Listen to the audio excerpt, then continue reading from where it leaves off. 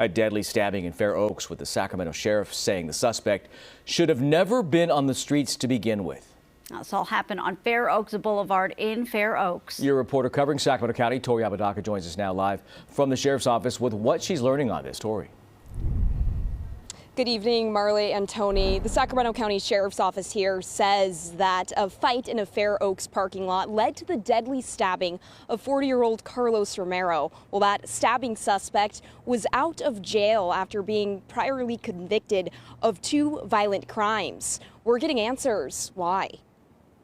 Flashing lights at the scene of a fatal stabbing in Fair Oaks. This was completely preventable.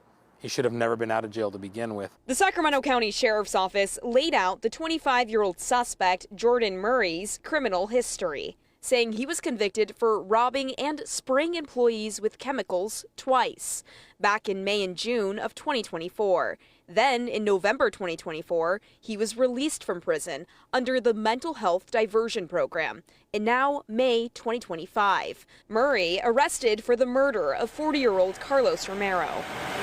He's released out into the public with basically a list of tasks that he's got to accomplish as far as getting therapy. For a court to grant someone a mental health diversion, criminals do not have to prove that their mental illness is related to the crime. They can blame any crime on any one of these hundreds of listed mental health disorders, including ADHD, erectile disorder, bulimia, anorexia. Only people charged with murder or sex crimes cannot be eligible for mental health diversions. So that means if the stabbing victim had survived, the suspect Murray could have been out again on Absolutely. mental health diversion. Yeah, 100%. Is there any kind of supervision for people that are released under mental health diversion? People in mental health diversion have to go in at the beginning. They go in every week to see the judge.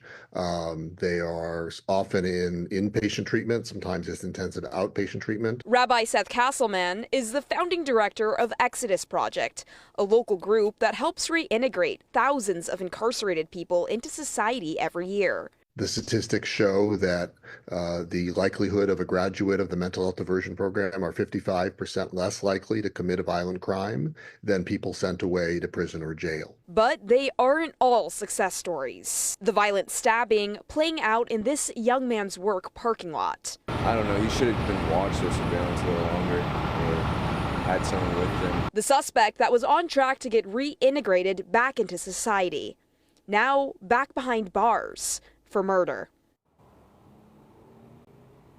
Now, Sheriff Jim Cooper here did take to X this morning, calling the mental health diversion program a get-out-of-jail-free card. He did testify at the Assembly Public Safety Committee last month to try and bring changes to this law, but that bill was shot down.